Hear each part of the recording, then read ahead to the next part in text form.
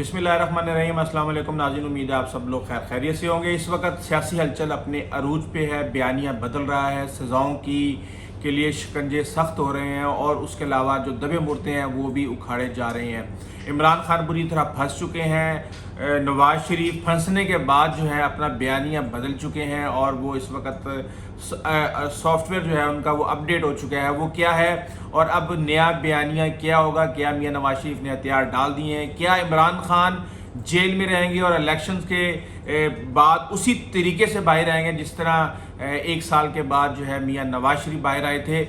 इसके अलावा जो सबसे अहम केस इस वक्त सुप्रीम कोर्ट के अंदर चल रहा है, फैज़ाबाद धरने वाला, उसके ऊपर होशरुबा इंकशाफात किए हैं शाहिद खकान अब्बासी ने, जो कि उस वक्त के वज़ीर आज़म थे।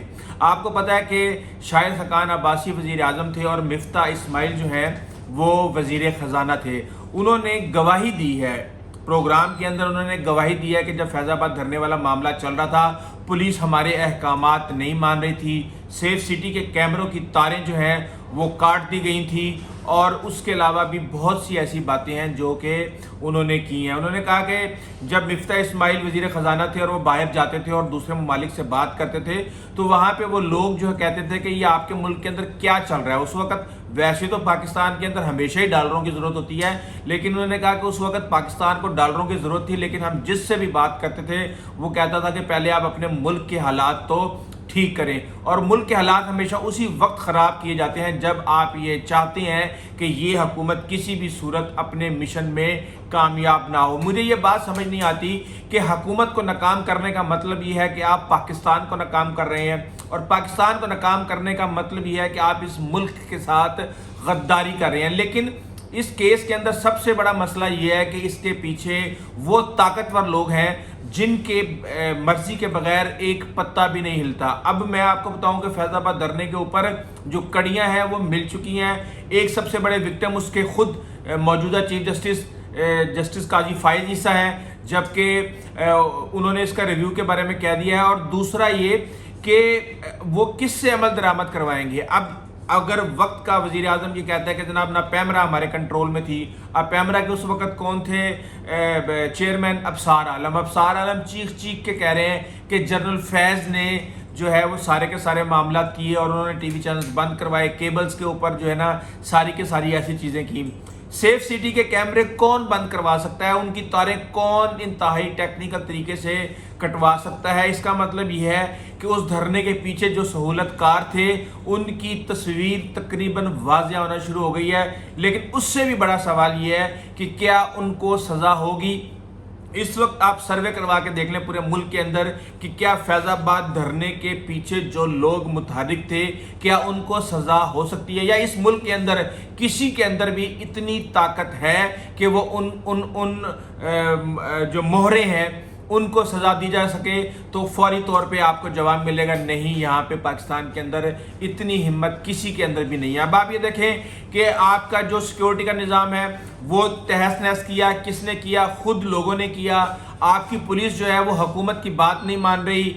उस वक्त के जो चेयरमैन हैं पैमरा के, उनकी बात कोई नहीं सुन रहा। इलेक्शन कमीशन जो है वो किसी और की मर्जी से चल रहा है और वज़ीर आज़म के पास यकीनन आईबी की रिपोर्ट होगी कि उस वक्त क्या मामला चल रहे थे, क्या हो रहा था, किस तरीके से चीज़ें हो रही थी। तो क्या इस वक्त सुप्रीम कोर्ट सिर्फ और सिर्फ इस हद तक महदूद रहेगी कि जो उस धरने के पीछे जो लोग मुहर्रिकात थे जो भी उनको सजा दी जाए, उनका तयन किया जाए, या सुप्रीम कोर्ट इस चीज़ को अपने हाथ में लेती है कि वो कहती है शाहिद खकान अब्बासी आप उस वक्त के वज़ीर आज़म थे, आपने जिन तहफ़्फ़ुज़ात का इजहार किया ज़रा आप आएँ अदालत में और आके अपनी गवाही दें। इसी तरह अबसार आलम को बुलाया जाए। इसी तरीके से जो उस वक्त के मेन अहम नुमाइंदे थे और जो हुकूमत के अंदर अहम पोजीशंस के ऊपर थे उनको बुला के अगर गवाही ली जाए तो मेरे ख्याल से ये मामला 2 मिनट के अंदर सॉर्ट आउट हो जाएगा। लेकिन उसके लिए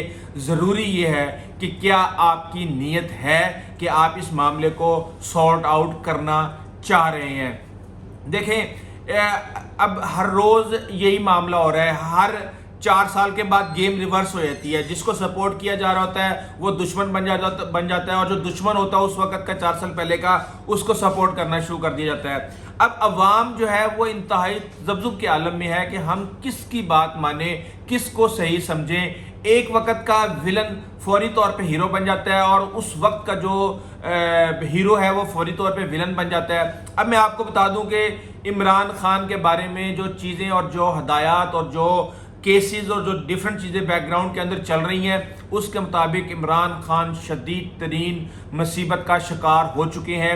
اور نہ صرف اس سے پہلے ہم نے دیکھا توشہ خانہ کیس, اس کے بعد سائفر, اور اس کے بعد 9 مئی کا کیس.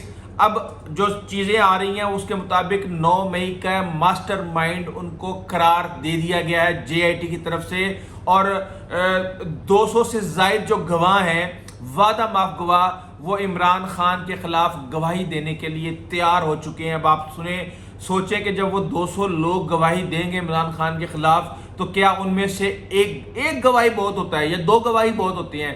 تو کیا 200 سے زائد جو گواہان ہیں, کیا وہ عمران خان کے خلاف کوئی بھی ایسی بات کرنے میں کامیاب ہو پائیں گے جس سے عمران خان کو سزا مل سکتی ہے؟ اور صرف ایک یہی کیس نہیں, اب آپ یہ دیکھ لیں کہ آفیشل سیکرٹ ایکٹ کے اوپر سیفر کیس کا چلان جو ہے وہ جمع کروا دیا گیا ہے, اور اس کے اندر جو ہے اب ٹرائل بھی شروع ہونے والا ہے. اس کے اندر عمران خان اور شاہ محمود قریشی کو ذمہ دار ٹھہرا دیا گیا ہے.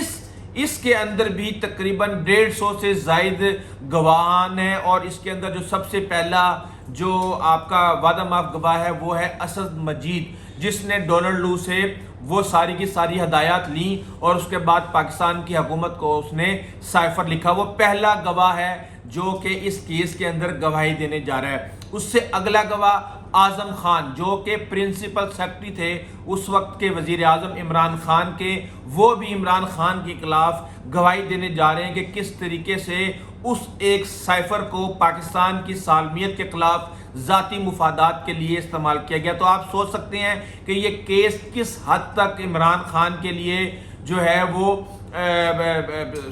جو ہے تکلیف دہ ہو سکتا ہے. میں نے اس سے پہلے کہا کہ 150 کے قریب گواہان ہیں, لیکن اس وقت تک میں آپ کو جو ایگزیکٹ اور کنفرمڈ گواہوں کا فگر ہے وہ ہے 28 کے قریب جو گواہان ہیں, ان کی لسٹ چلان کے ساتھ جو ہے سیکرٹ ایکٹ عدالت کے اندر جمع کروا دی گئی ہے. تو اس سے اب آپ کو عمران خان کے فیوچر کی سمجھ آ جائے گی کہ عمران خان الیکشن میں کسی صورت بھی نہ تو حصہ لے سکیں گے, نہ تقریریں کر سکیں گے, نہ ٹکٹیں دے سکیں گے, اور نہ ہی الیکشن کے اندر کوئی بھی مثبت کردار ادا کر پائیں گے. ہاں یہ ہو سکتا ہے کہ جو تقریریں انہوں نے اس سے پہلے ریکارڈ کروائی ہیں ان کو جاری کر کے, ان کی پرانی فوٹیجز کے اوپر کمپین بنا کے, اور ان کی پرانی تقریروں کے چنکس لگا کے سوشل میڈیا کے اوپر ایک ہوا بنائی جائے. لیکن ابھی تک کے جو حالات ہیں, تحریک انصاف پاکستان کی سب سے مقبول ترین جماعت ہے.